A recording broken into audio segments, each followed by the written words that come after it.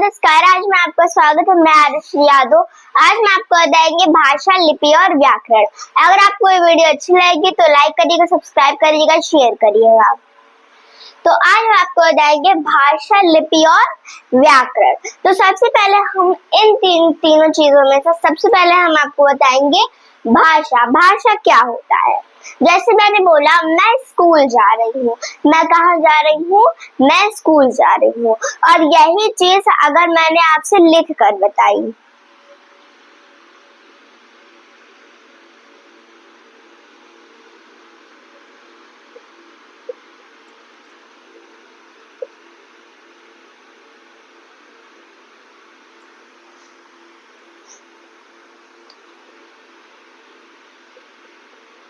मैं आपसे क्या बोला? मैं स्कूल जा रही हूँ। और इसी वाक्य को मैंने आपसे कैसे बताया? लिख कर बताया। तो यही भाषा है। भाषा क्या होता है? जैसे मैं आपसे बात कर रही हूँ, मैं आपको क्या पढ़ा रही हूँ? भाषा पढ़ा रही हूँ। मैं आपको भाषा पढ़ा रही हूँ। तो मैं भाषा पढ़ाने में मैं आपसे बात कर रही हूँ। क्या कर रही हूँ? मैं आपसे बात कर रही हूँ। तो मैं अपने मन के विचारों को आपसे बता रही हूँ। मैं अपने मन के विचारों को क्या कर रही हूँ? प्रकट कर रही हूँ। तो यही क्या है? भाषा है। भाषा, भाषा क्या होता है? भाषा, भाषा की परिभाषा क्या होती है?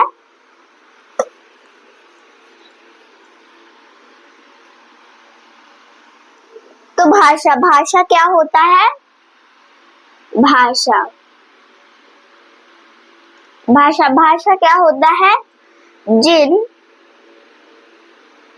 जिस साधन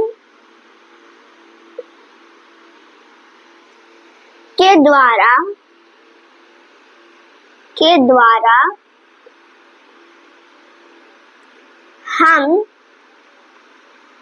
अपने मन के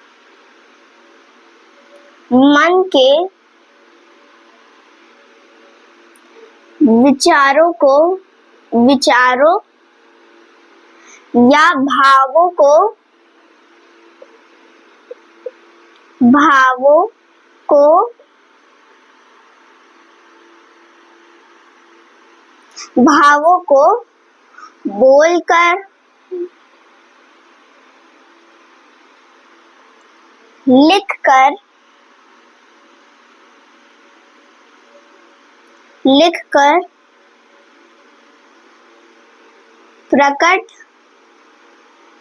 लिखकर प्रकट करते हैं,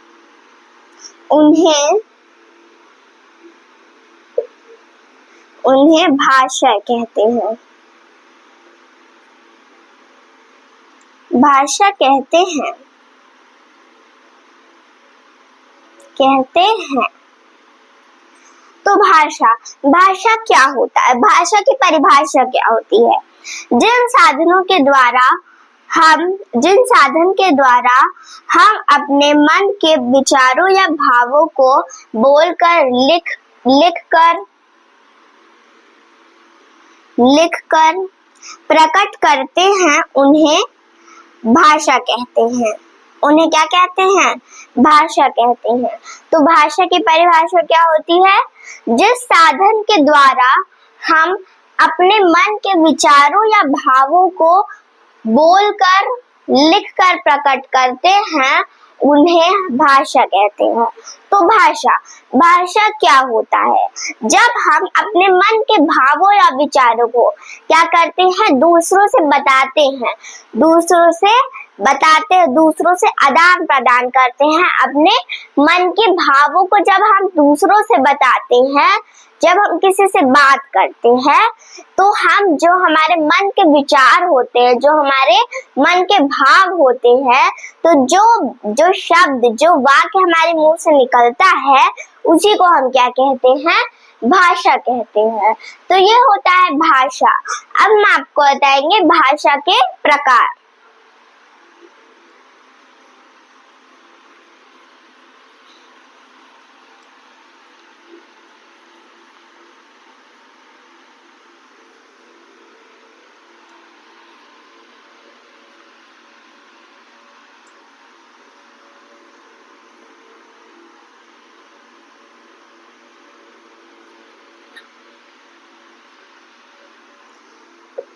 हम आपको बताएंगे भाषा के प्रकार। भाषा के प्रकार।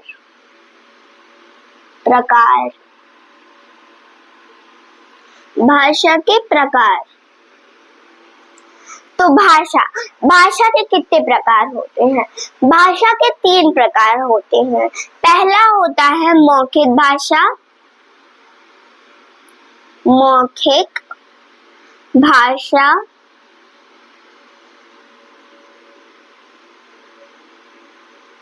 दूसरा होता है लिखित भाषा। लिखित भाषा। और तीसरा होता है सांकेतिक भाषा। सांकेतिक भाषा। तो भाषा के कितने प्रकार होते हैं? भाषा के 3 प्रकार होते हैं। पहला होता है मौखिक भाषा, दूसरा होता है लिखित भाषा और तीसरा होता है सांकेतिक भाषा। तो ये होते हैं भाषा के प्रकार। तो सबसे पहले हम आपको बताएंगे मौखिक भाषा। मौखिक भाषा क्या होता है? जैसे मैंने आपसे बोला मैं खाना खा रही हूँ। मैं क्या खा रही हूँ? खाना खा रही हूँ। मैंने आपसे ये वाक्य बोला, मैंने आपसे बोला मैं खाना खा रही हूँ। तो यहाँ पे मैंने आपको अपने मन के विचारों को कैसे बताया? बोलकर प्रकट किया, बोलकर बताया। तो यही क्या होता है?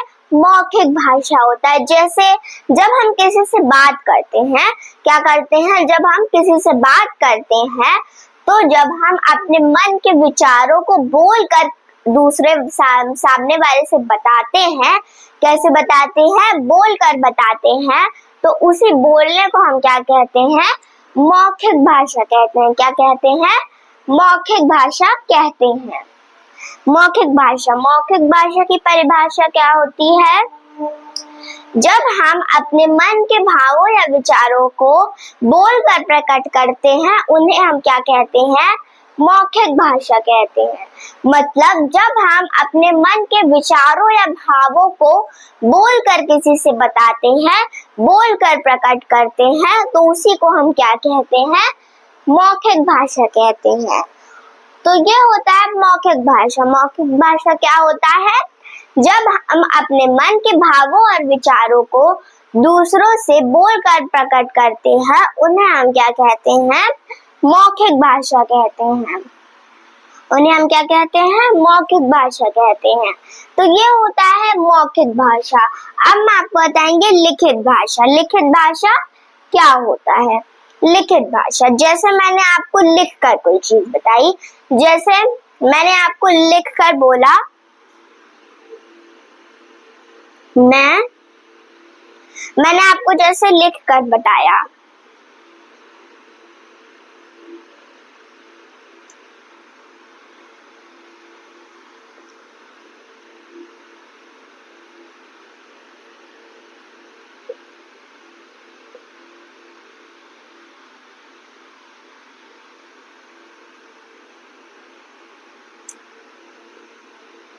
तो यहाँ पे मैंने आपको क्या बताया?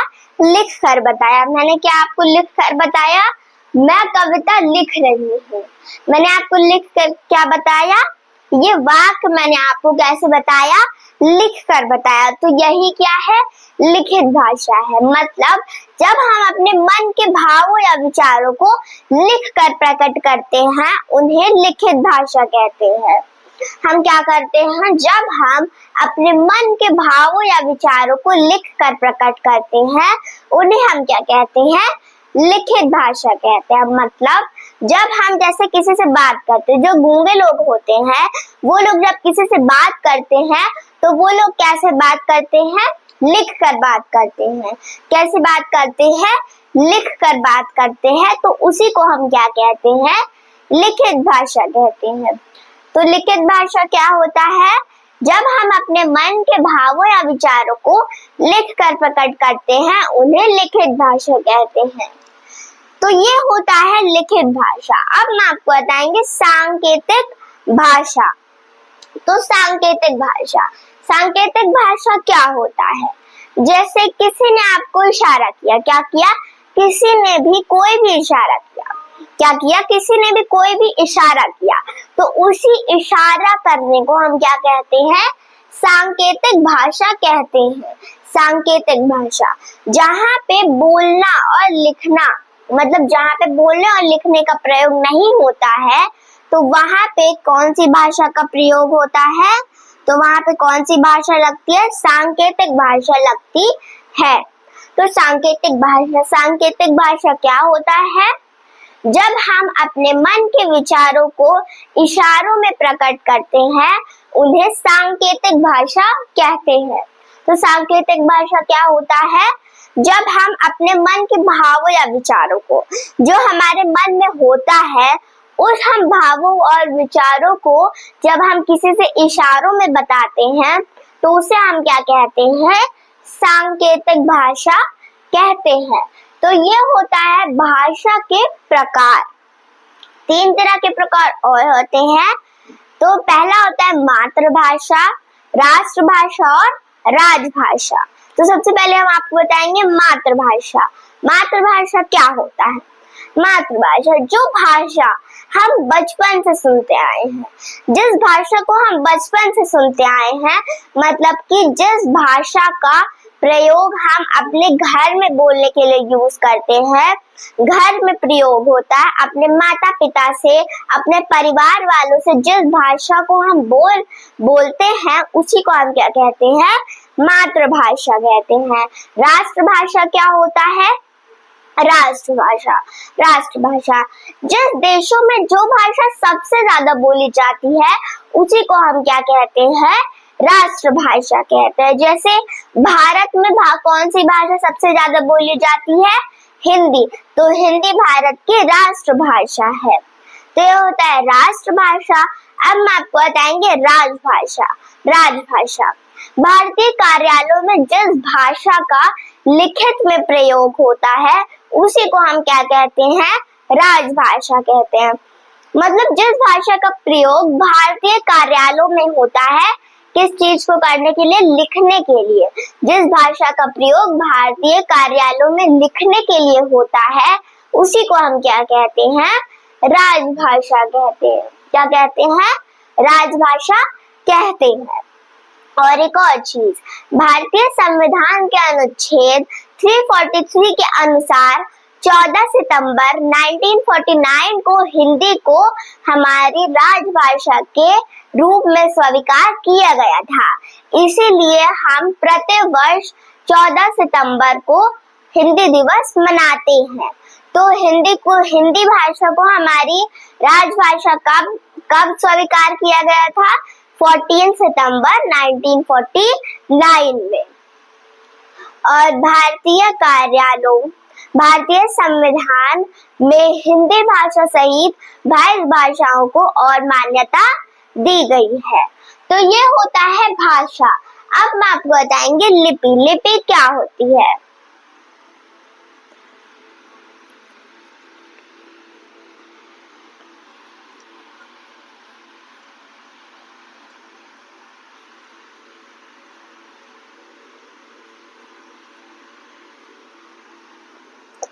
तो अब मैं आपको बताएंगे लिपि। लिपि क्या होता है, लिपि क्या होता है, लिपि की परिभाषा क्या होती है। भाषा के लिखने के ढंग को लिपि कहते हैं। लिपि की परिभाषा क्या होती है, भाषा के लिखने के ढंग को, भाषा के लिखने के ढंग को, लिखने के ढंग को लिपि कहते हैं। लिपि कहते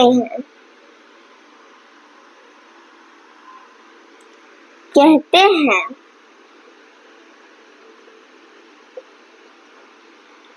तो भाषा के लिखने के ढंग को हम क्या कहते हैं, लिपि कहते हैं। जैसे मैंने लिखा ई, छोटी ई, तो मैंने छोटी ई लिखा, तो इस अक्षर को, इस वर्ड को हमने किस डिजाइन में लिखा?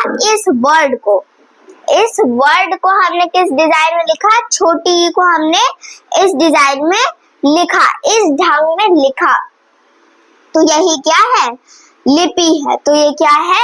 लिपि है। मतलब जिस डिजाइन में जो अल्फाबेट लिखा जाता है उसी को हम क्या कहते हैं? लिपि कहते हैं, चाहे वो इंग्लिश का हो और चाहे वो हिंदी का हो। जैसे इंग्लिश में ए है, अब ए को हम कैसे लिखते हैं? ऐसे लिखते हैं। ए को हम इस ढंग में लिखते हैं। तो यही क्या है? लिपि है। तो यही क्या होता है? लिपि होता है। अब हम आपको बताएंगे किन किन भाषाओं की क्या क्या लिपि होती है।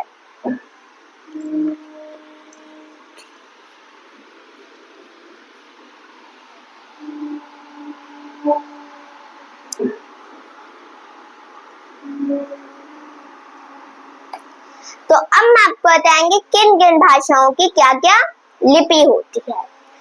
तो भाषा और लिपि, भाषा और लिपि। तो सबसे पहली भाषा है हिंदी। तो हिंदी भाषा की लिपि क्या होती है? देवनागरिक।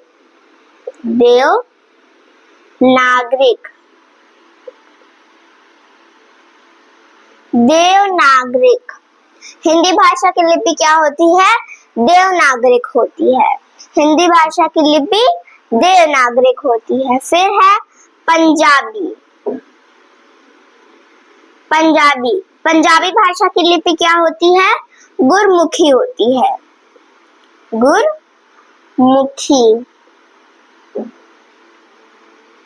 पंजाबी भाषा की लिपि क्या होती है? गुरमुखी होती है। संस्कृत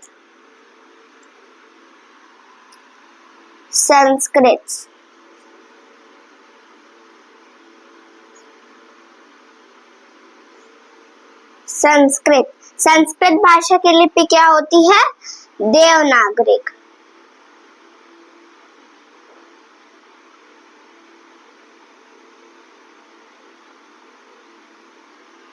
फिर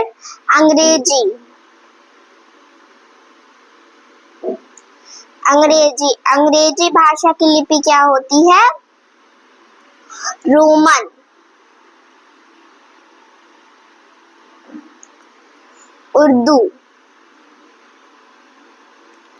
उर्दू भाषा की लिपि क्या होती है? फारसी। उर्दू भाषा की लिपि क्या होती है? फारसी होती है। तो ये है भाषा की लिपि। हिंदी भाषा की लिपि क्या होती है? देवनागरिक होती है। पंजाबी भाषा की लिपि गुरमुखी होती है। संस्कृत भाषा की लिपि देवनागरिक होती है। अंग्रेजी भाषा की लिपि रोमन होती है और उर्दू भाषा की लिपि फारसी होती है। दो और लिपि है,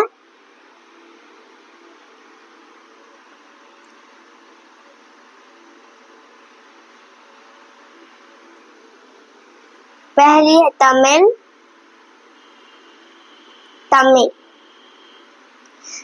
भाषा की लिपि क्या होती है? तमिल होती है। और बांग्ला भाषा की लिपि क्या होती है? बांग्ला होती है। तो ये होती हैं भाषाओं की लिपियां।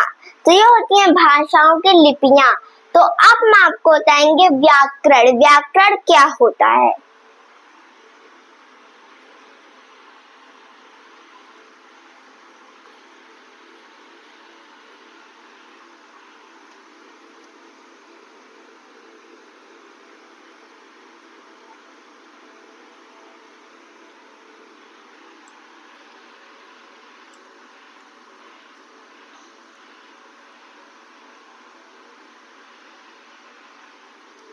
तो अब हम आपको बताएंगे व्याकरण क्या होता है।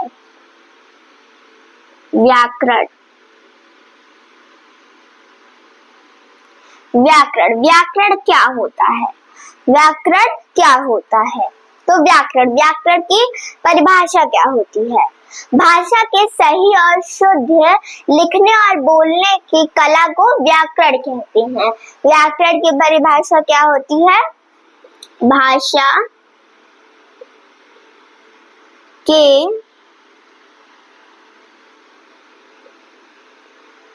सही और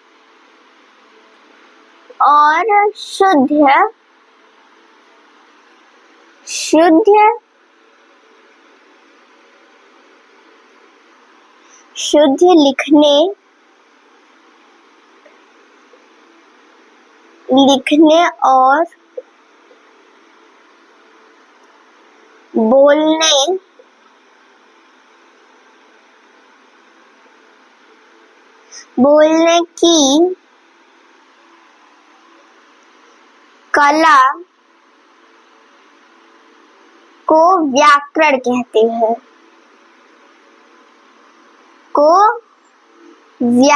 कहते हैं।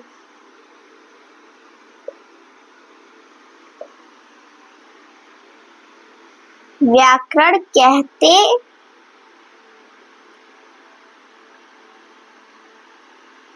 कहते हैं। तो व्याकरण क्या होता है? भाषा के सही और शुद्ध लिखने और बोलने की कला को व्याकरण कहते हैं। तो व्याकरण क्या होता है? भाषा के सही और शुद्ध मतलब व्याकरण के प्रयोग से, व्याकरण की सहायता से हम भाषा को सही और शुद्ध लिखने और बोलने की कला को हम क्या कहते हैं? व्याकरण कहते हैं। व्याकरण की सहायता से हम भाषा को सही रूप से लिख सकते हैं और बोल सकते हैं। तो ये होता है व्याकरण। तो ये होता है भाषा, लिपि और व्याकरण। धन्यवाद।